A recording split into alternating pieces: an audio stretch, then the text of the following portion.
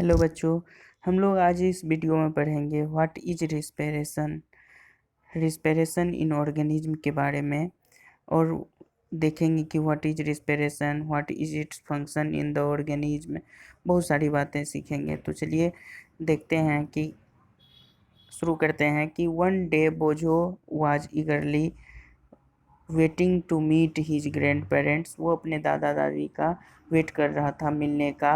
Who where coming from, वो जो आ रहे थे कहाँ से, टॉन आफ्टर अ ईयर, एक साल बाद शहर से वापस आ रहे थे। ही वाज इन अ हरी, वो बहुत जल्दीबाजी में था। He wanted to receive them at the bus stop, क्योंकि वह बस स्टॉप से उसको रिसीव करने वाला था। ही रैन फास्ट, वो तेज़ दौड़ा, and reach the bus stop in few minutes, और कुछ ही देर में क्या हुआ, बस स्टॉप पे पहुंच गया उसको उन लोगों को रिसीव करने के लिए। ही वाज ब्रीदिंग रैपिडली, वो तेज गति से सांस ले रहा था, ब्रीद कर रहा था। क्यों? क्योंकि वो फास्ट दौड़ करके गया था। तब उसकी ग्रैंडमा पूछती है, his grand mother asked him, उससे पूछती है, why he was breathing so fast, तुम जो है क्यों इतना तेज सांस ले रहे हो। बोझो टोल्ड हर, बोझो उससे कहता है कि he came running all the way, वो पूरी रास्ते क्या हुआ, दौड़ता हुआ आया है। But the question got struck in his mind, जब वो ये बोल रहा था उसके दिमाग में एक क्वेश्चन आ गया। एक क्वेश्चन उसके दिमाग में एक प्रश्न उठता है। क्या प्रश्न उठता है कि he wonder why running makes a person breathe faster, अगर कोई व्यक्ति दौड़ता है तो उसका ब्रीदिंग इतना तेज क्यों हो जाता है। The answer to the Boojho's question, Boojho का जो ये क्वेश्चन था वो लाई करता है इसी के अंदर कि आदमी सांस क्यों लेता है। वाई वी ब्रीद, हम लोग सांस क्यों लेते हैं। Breathing is a part of respiration. और इन सब बात में एक बात सामने आती है कि ब्रीदिंग जो है पार्ट होता है किस चीज़ का, रिस्पिरेशन का। नोट डाउन कर लीजिएगा, breathing is a part of respiration. ठीक है। कहता है why why do we respire, हम लोग रिस्पिरेशन करते क्यों हैं। कहता है इन चैप्टर 2 में you learned that all organisms are made of a small microscopic unit called cell। Chapter 2 में हम लोगों ने पढ़ा कि जितना भी ऑर्गेनिज्म बना हुआ है माइक्रोस्कोपिक यूनिट से बना हुआ है, जिसको कहते हैं सेल, है ना। जितने भी ऑर्गेनिज्म बने हुए हैं इसी माइक्रोस्कोपिक यूनिट से बने हैं। ठीक है। अब कहता है क्या कि a cell is the smallest structure and functional unit of organism. Cell है क्या, सेल क्या है, smallest structural and functional unit होता है ऑर्गेनिज्म का। Each cell of an organism perform certain function, जितना भी सेल है कुछ सर्टेन फंक्शन करता है, जैसे कौन सब, न्यूट्रिशन, ट्रांसपोर्टेशन, एक्सक्रेशन, रिप्रोडक्शन, ये सब फंक्शन सारे सेल करते हैं। कहता है टू परफॉर्म दीज फंक्शन, ये परफॉर्म जो करते हैं इस फंक्शन को, सेल नीड एनर्जी, सेल को ज़रूरत होती है एनर्जी का। Even when we are eating, जब हम लोग खाते रहते हैं या सोते रहते हैं, और रीडिंग और पढ़ते रहते हैं, रिक्वायर एनर्जी, तब हम लोगों को ज़रूरत होती है एनर्जी की। But where does this energy come from, लेकिन सवाल ये उठता है कि ये एनर्जी आता कहाँ से है, जानते हैं। कैन यू से व्हाई योर पेरेंट्स इंसिस्ट, क्या तुम ये बता सकते हो कि क्यों तुम्हारे पेरेंट्स जो है तुमको जोर डालते हैं रेगुलरली भोजन करने के लिए, नियमित तौर पर खाना खाने के लिए क्यों कहते हैं। The food has stored energy, food में क्या होता है कि एनर्जी होता है, which is release during the respiration, और ये क्या करता है, रिलीज करता है। कब रिलीज करता है, रिस्पिरेशन के दौरान फूड में जो एनर्जी होता है वही रिलीज होता है। Therefore all living organism respire, इसीलिए क्या होता है कि ऑल लिविंग ऑर्गेनिज्म जितना भी है उसको एनर्जी चाहिए जीवन के लिए, तो इसीलिए वो रिस्पिरेशन की क्रिया करते हैं। कहता है टू गेट एनर्जी, एनर्जी प्राप्त करने के लिए, फ्रॉम फूड, फूड से एनर्जी प्राप्त करने के लिए ही वो लोग रिस्पिरेशन जैसी क्रिया को क्या करते हैं, परफॉर्म करते हैं। ड्यूरिंग ब्रीदिंग, ब्रीदिंग के समय वी ब्रीद इन एयर, हम लोग क्या करते हैं, हवा में सांस लेते हैं। वी नो, हम लोग जानते हैं, there that air contain oxygen, हम लोग जानते हैं कि जो एयर हम लोग सांस लेते हैं उसमें ऑक्सीजन होता है।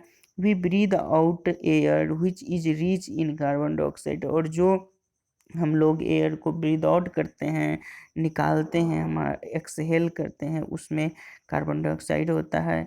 द एयर वी ब्रीद, जो एयर हम लोग ब्रीद करते हैं, is transported to the part of body, और वो जो एयर हम लोग सांस लेते हैं वो कहाँ चल जाता है, ट्रांसपोर्ट हो करके बॉडी के अन्य हिस्सों में चले जाता है। और इसको ट्रांसपोर्टेशन करता कौन है, तो ये ब्लड करता है। ब्लड के अंदर हीमोग्लोबिन होता है जिसका हाइयर एफिनिटी होता है ऑक्सीजन से। जैसे ही ऑक्सीजन हम लोग सांस लेते हैं वो क्या करता है, हीमोग्लोबिन में जाके मिक्स होता है और ऑक्सीजन को हीमोग्लोबिन ट्रांसपोर्ट करता है सेल तक। हमारे शरीर में जितने भी है सेल, सारे सेल को ये पहुंचाता है। अल्टीमेटली टू ईच सेल, सारे सेल को पहुंचाता है। In cell oxygen in their help, और सेल में अब ऑक्सीजन का क्या काम होता है, तो ये क्या करता है, in cell oxygen air helps to break down the food, food को ब्रेक डाउन करने में मदद करता है। The process of break down of food in cell, cell में process of breakdown of food जो होता है, फूड का जो ब्रेकडाउन होता है in the cell with the release of energy, और जब ब्रेकडाउन होता है फूड का तब ये क्या करता है, एनर्जी रिलीज करता है। और इसी एनर्जी रिलीज को क्या बोलते हैं, सेल्यूलर रेस्पिरेशन। तो व्हाट इज सेल्यूलर रेस्पिरेशन, तो यहाँ से देखना है कि the process of breakdown of food from the process of breakdown of food in the cell with the release of energy is called cellular respiration। ठीक है, cellular respiration takes place in the cell of all organism, और जितने भी organism होते हैं सब में क्या होता है, एक सेल्यूलर रिस्पिरेशन की क्रिया होती है, इन्वॉल्व होती है। ठीक ना, कहता है इन सेल, सेल में क्या होता है, फूड, यानी फूड मतलब glucose is broken down into carbon dioxide और वाटर। फूड क्या होता है, दो भाग में बढ़ जाता है, कार्बन डाइऑक्साइड में और वाटर में, यूजिंग ऑक्सीजन। और ये बढ़ता कैसे है, तो ऑक्सीजन के मदद से, ऑक्सीजन इसको ब्रेक डाउन होने में मदद करता है ना। when breakdown of glucose occur with the use of oxygen, जब ऑक्सीजन के यूज से ये ब्रेकडाउन होता है, इज कॉल्ड एरोबिक रिस्पिरेशन। इसको एरोबिक रिस्पिरेशन कहते हैं। दो तरह का रिस्पिरेशन होता है, एक होता है एरोबिक रिस्पिरेशन, एक होता है anaerobic respiration. The respiration which takes place in the presence of oxygen is called aerobic respiration. The respiration which takes place in the absence of oxygen is called anaerobic respiration, है ना।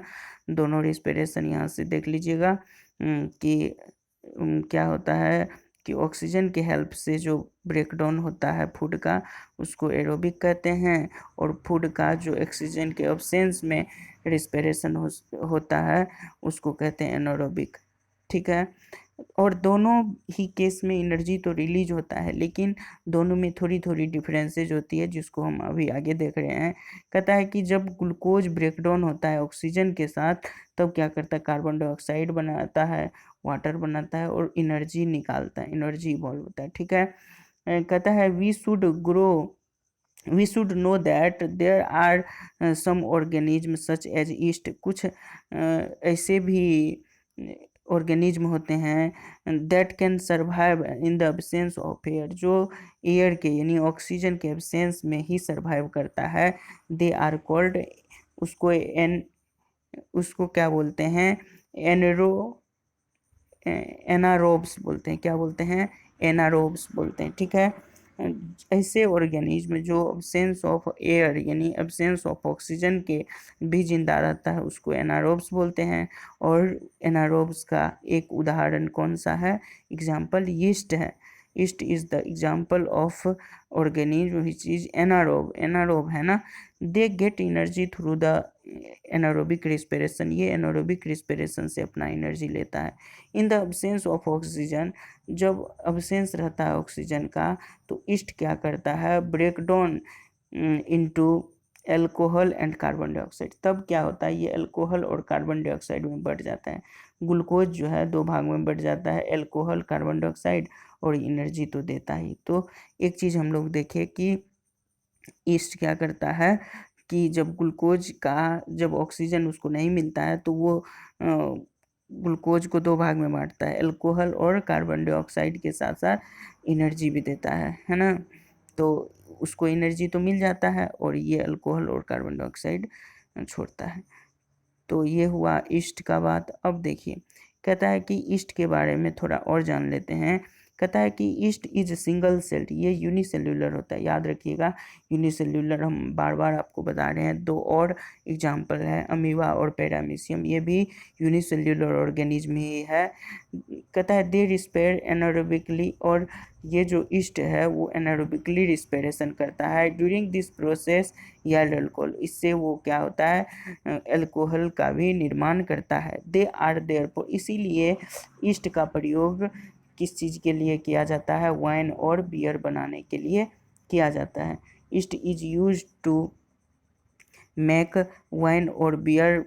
Why? Because glucose, the breakdown of glucose form alcohol and carbon dioxide and energy. That's why it is used to make wine or beer.